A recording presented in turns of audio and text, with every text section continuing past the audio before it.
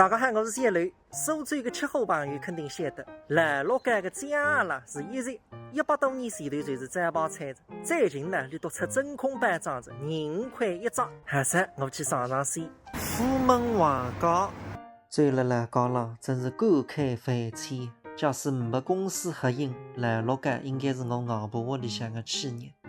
来洛街，谁来买那个酱杯鸭子？现场8折，而且我再没问到一单8折，那个单啥辰光讲？开店8折啊？因为现在才是8折啊，是？现场8折啊，32现场8折啊。好个。生意真的蛮好，我跑台结账保持10分钟，走来就一上，香的，那块肉比较好，